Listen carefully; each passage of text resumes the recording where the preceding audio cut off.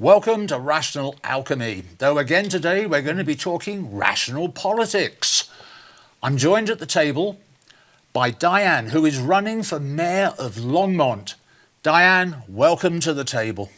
Thanks for having me, Nigel. Why don't you give us a brief overview of yourself? Let's see, I was elected in 2023 to represent Ward 1. Ward 1 is the northeast side and goes all the way down to Sandstone Ranch. I actually split the counties. I'm in both Boulder and Weld County. Oh, wow. In Ward 1. At that time, I talked about filling the north side Safeway on 17th and Pace. It had been empty for 5 years, maybe 7, and was really stressing that economic center. And it took a little while. We had about 3 different prospects, but we have somebody in there now. The construction fences are up, and it's going to be a Vasa Recreation Center. Oh, nice. Yeah, it solved 2 problems because we wanted more city services on the northeast side of town as well. Yes. And so now we have some recreation, and we think we'll get a lot more foot traffic there in the economic center.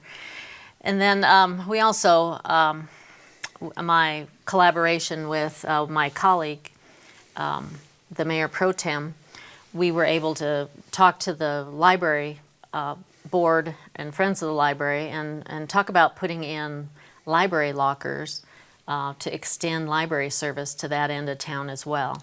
And those lockers are going to go into the Centennial Clark Park there at Centennial Pool, just outside the pool. Yes. And then we'll do another set of lockers on the northwest side over by the Ascent program, which is new affordable housing that'll be opening soon. Right. Right there. So it extends library service to neighborhoods that maybe might have a hard time getting all the way downtown to use the library, and also recreation services much closer to home. It's a great shame they hadn't done this a little earlier, because parking near the library can get quite difficult during the day. It can, yeah. Yes. Yeah. And us doddering old fools, you know, we like to park as close as we can to somewhere. Right.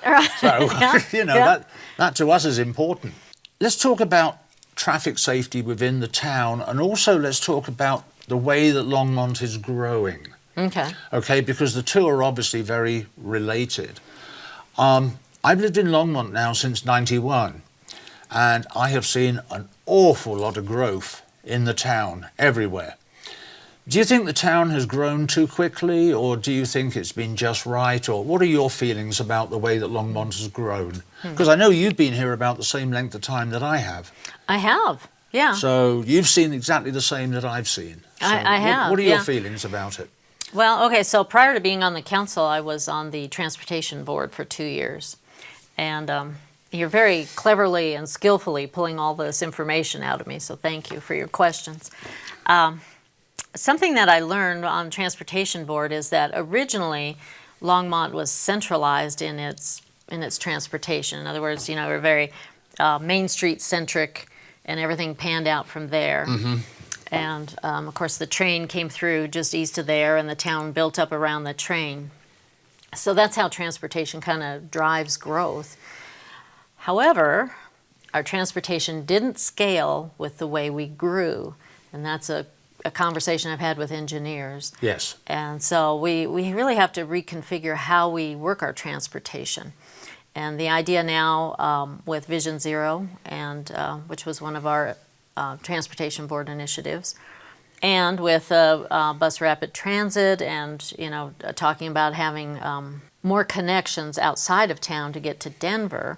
The idea is that the major and regional transportation goes around the city, and we keep the center soft, so we can actually drive 25 miles an hour without pressure to, you know, speed it up to 40. Right.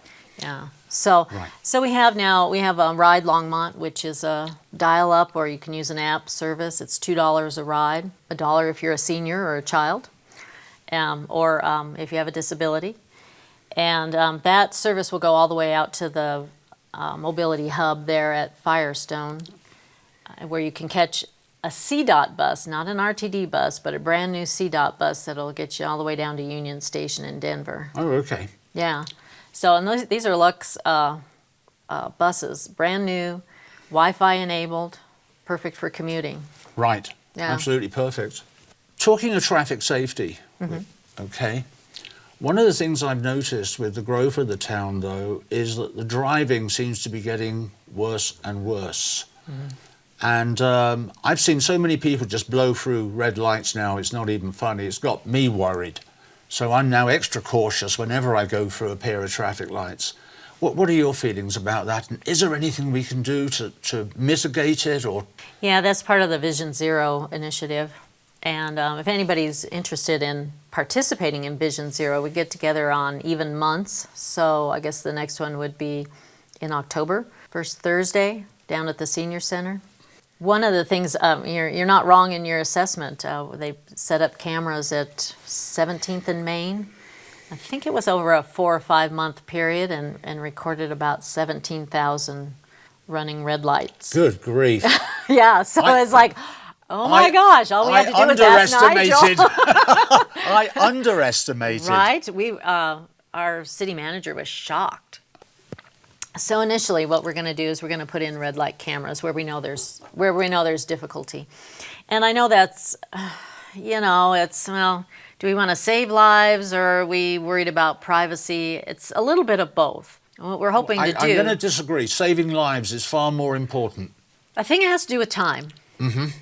We're going to, keep the red light cameras on until we feel like the transportation situation is more safe. Has stabilized. Yes, and people are expecting to be recorded, are expecting to be ticketed, and are, minding their P's and Q's. And then, do we need them there? Is there another trouble area that we need to move them to?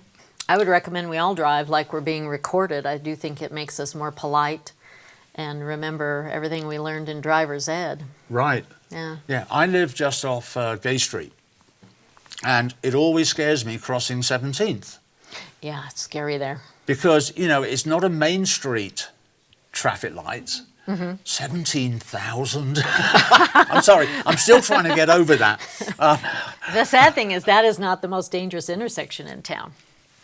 Dare you tell us which one is? And don't tell me it's where Gay crosses 17th. It isn't. It's where Main and 119 Oh, that converge. makes sense. Yeah. That makes sense. That really does, because that is always busy. Right. And it's tricky to do a left turn there. The way they've done all the lanes makes it a little tricky to navigate correctly. Yeah. It really does. Yeah, so there'll be red light traffic cameras there too.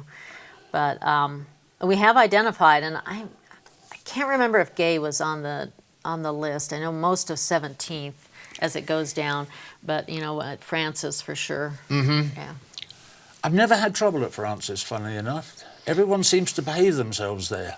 Right. So, but the one where I cross 17th from Gay, I see people blitzing through there all the time. Yeah. Scares me. Yeah. It really does. I used to drive that every day when I was taking my son to school, but he's grown up now. But yes. Yeah. But I know it's a nice way to get through town. Oh, it is. Beautiful neighborhoods. Yeah. And it used to be very comfortable driving, but well, not so ironically, anymore. two of the best roads in Longmont are actually going down Gay Street. Right.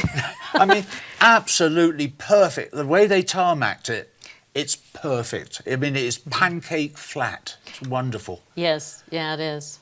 And then, of course, you end up on Kaufman, and you think you're doing off-road experiences.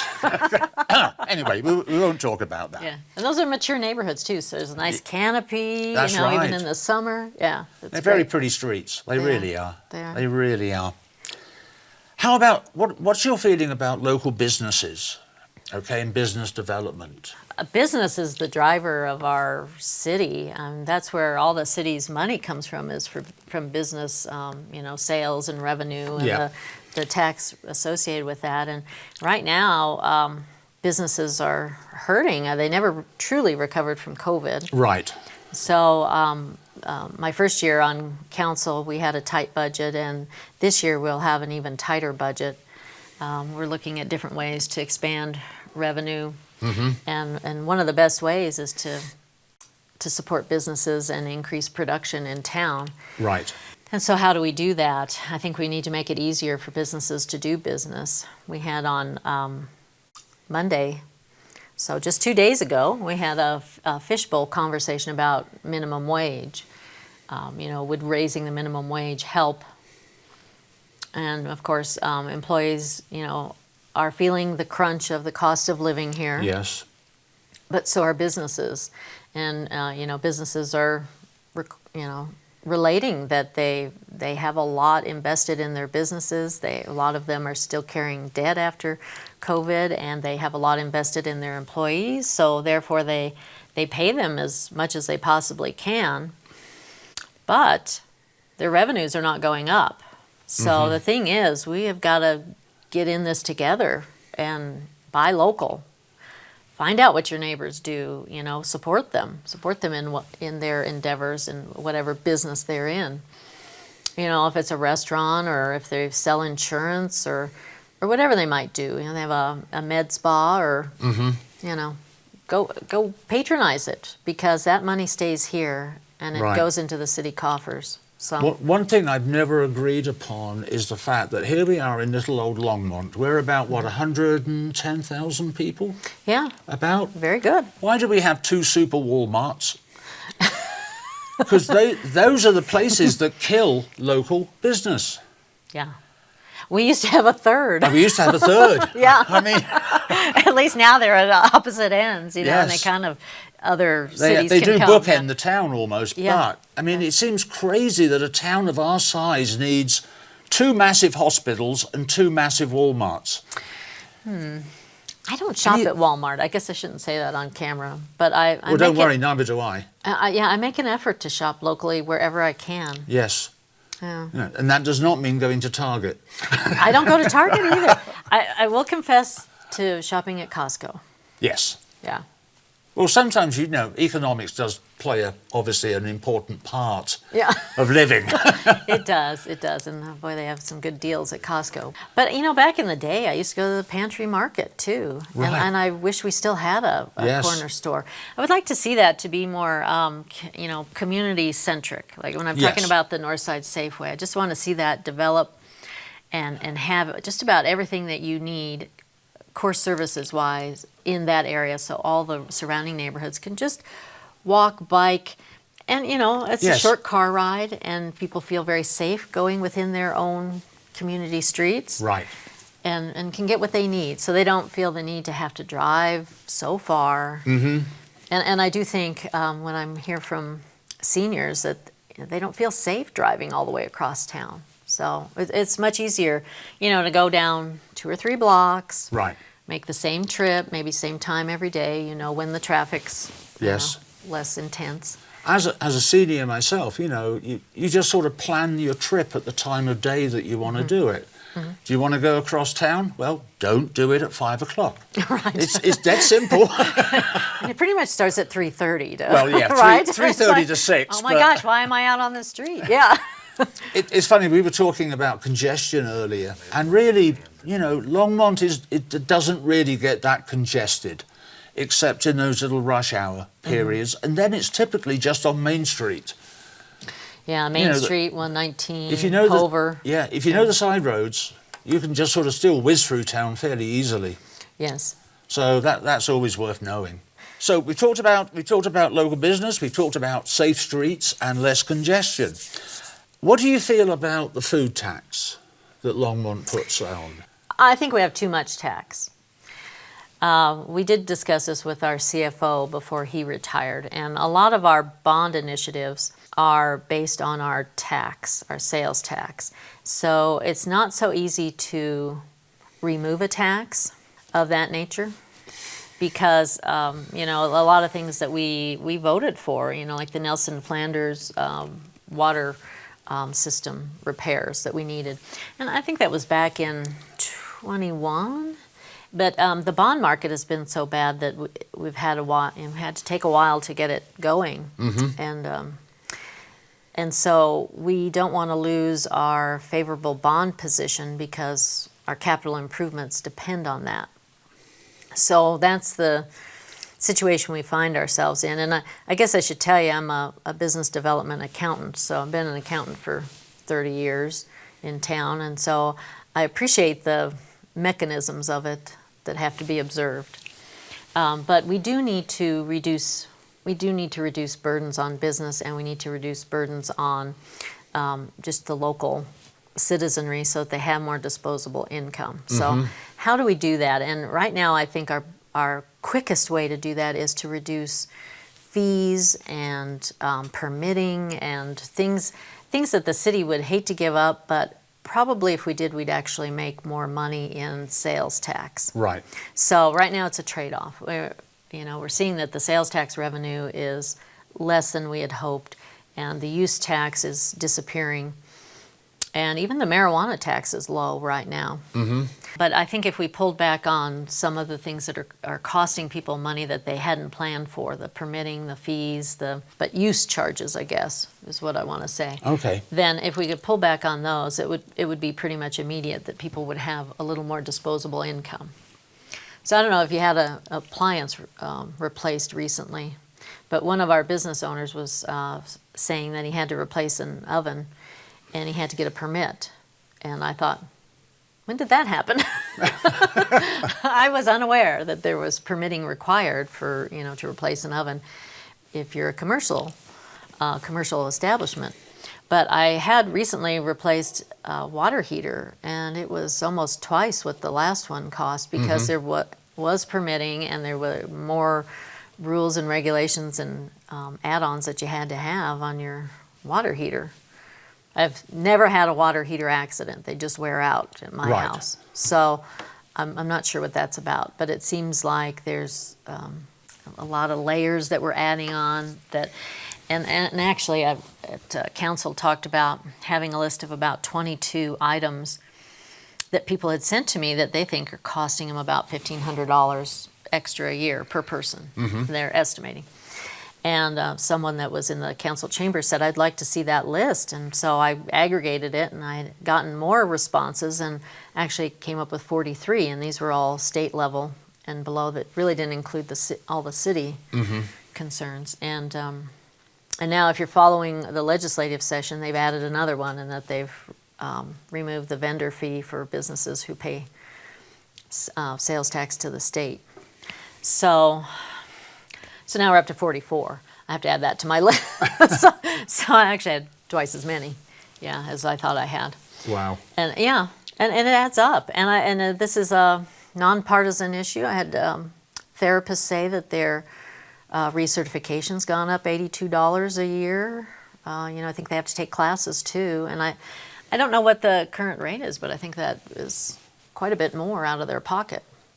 It's such a difficult tightrope to walk, because obviously everyone's costs are going up. But the trouble is when you start saying, well, we need to charge you another $82 and we need to get you to go to these courses, now things start to snowball a little bit, because now you're hurting an awful lot of people as well. And there really seems to be no way out of this.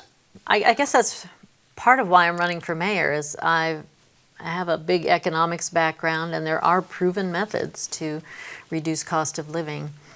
One of the things that happens is when you keep adding on fees is there's an optimization curve for revenue, and sometimes called a Laffer curve, because that was during the Reagan years, named after Arthur Laffer. He didn't create it. He was very clear to say, this isn't mine, but because he presented it a lot, the press named it the Laffer curve. And the thing is that, you have, if you can just imagine, you got your XY axis, and you've got a curve that goes through. Right here is where you want to be, and if you overcharge, you end up receiving less, as much less as if you were charging a lower rate.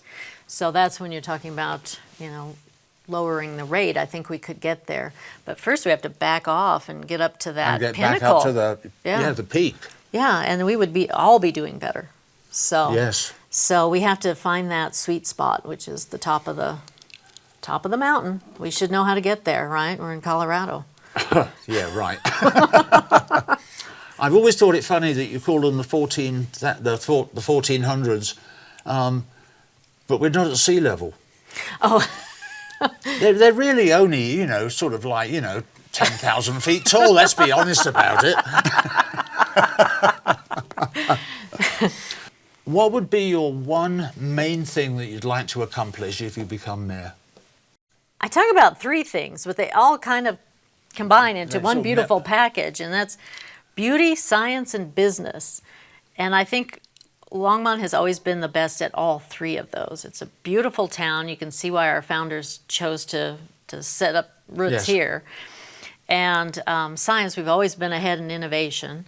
And then business, our local business and the types of businesses that want to set feet here is, has to do with our innovation. So, those three together make for a beautiful scenario. And we need to get back to those basics. Right. Remember who we are, what brought us here. And for one thing, it was beauty, of course. Yes. But also it was an opportunity for me. I was, freshly out of university and had one other job, and I had so much opportunity here. And I know that brings other people here as well. Oh, absolutely. Yeah. That's why we filled up so quickly. Yeah. Yeah. And there's businesses that are, that are on the pinnacle of new innovation. I mean, we're becoming a center for AI and quantum physics and all the science and technology and changes that that's going to bring. I mean, look at what Longmont's done. The first thing they did when the Chicago colony bought here is they secured the water Yes. and dug those ditches by hand. And then, we came up with LPC. We developed our own, I should say what LPC is. We developed our own electric company, and then we developed our own Nextlight, fiber optic. We've been ahead of all of our neighbors. Right. So often when they come to town, they say, we always want to know what Longmont's doing because because we know where we need to go. Right. Yeah, and That's so interesting. yeah, let's come back to that, and we can go.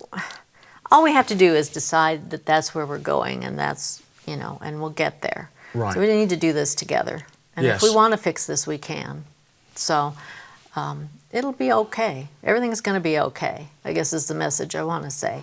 And I have 30 years experience now in many different industries. I know how to build an economy. I know how to make the city run a little bit more efficiently like a business. It's interesting because government is never exactly business, but it is business adjacent. Right.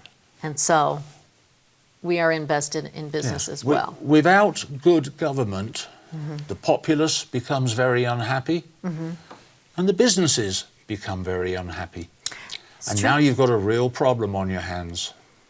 Yeah. So, picking the right people for government, and it doesn't matter what government, whether it's town, county, state, America, Yeah. doesn't matter. Got to pick the right people for the right jobs, otherwise the whole thing just falls apart. That is absolutely very wise. Yeah.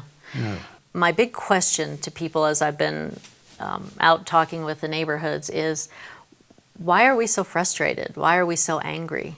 In fact, I'm going to put a pop-up page on my website, so I would like to hear what people think is the reason that people are so frustrated. And that could be themselves, it could be, other people that they've observed. Because we have a lot of people come to council and they've got concerns, considerations, they're frustrated, they want to see action, and it's like, why are we at this juncture? We used to have a really good, culture here. Right. I would say, help each other out like nowhere else in the country. And I still see that, but I see that there's a lot of frustration too. And I think we need to address that. I think that's part of the beauty of how do we rebuild our culture? How do we get on board with each other? Right. And, once we have a direction, we're going to steer that ship. We need everybody to be rowing in tandem. Diane, it's been wonderful having you to come in and chat. Do you have any final words? Why should I vote for you? Well, I think it's a vote to restore Longmont.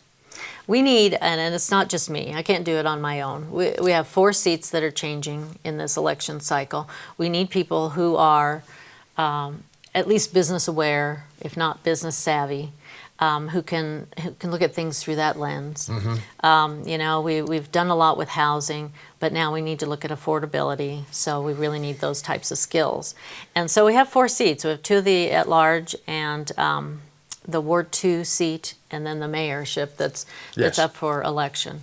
And 2 of us, myself and the mayor pro tem, are both running for mayor.